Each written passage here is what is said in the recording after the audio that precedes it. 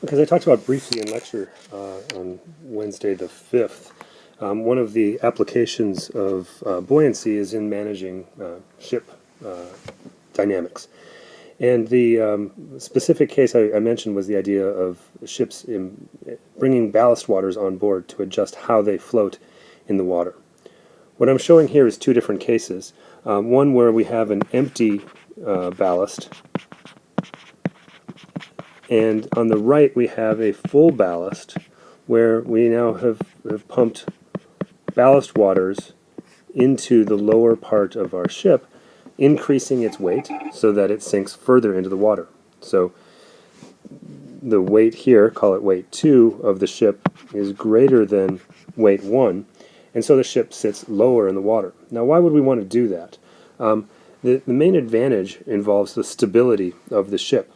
So if we think about the forces that are acting on this ship, we have let's put the buoyancy force in blue acting upwards, the buoyancy force, and we have the weight of the ship acting downwards, let's say in red. In the left-hand side we have the weight of the ship sitting somewhere up within its mass.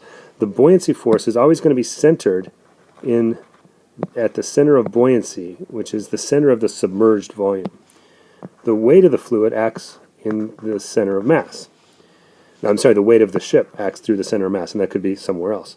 Now, in this extreme case that I'm showing on the left, with the center of buoyancy sitting below the center of mass, if this ship is displaced at all, say it pivots a little bit this way, the center of buoyancy then moves to the right, the center of mass moves to the left, and there's no restoring force. In fact, the moments created by the center of buoyancy and the center of mass reinforce that rotation, and the ship runs the risk of overturning.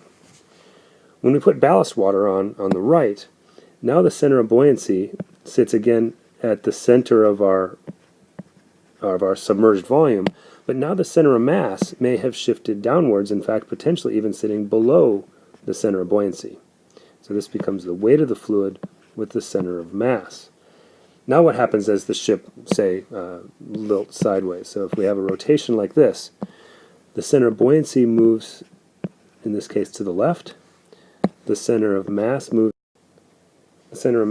to the right, like so. And now if you think about the moment that these two forces apply, they provide a counteracting moment around the center of our ship that, I'll put that in black actually, that acts to counteract the initial motion. So we now have a stabilizing moment, whereas in the left-hand case we had a destabilizing moment. So that's the advantage of ballast waters, is that it increases the stability of the ship while underway. Now the disadvantage is that you can't get into shallow waters. So this might be stable, but many times it can't enter port because it's too deep, or the water is too shallow. The ship sits too deep. So as a result, when in the open sea you go into this state on the right, then as you enter a port you have to dump out the ballast waters, pump them out, so that you raise the ship up and move into the state on the left, which is less stable but can move into port and offload its goods.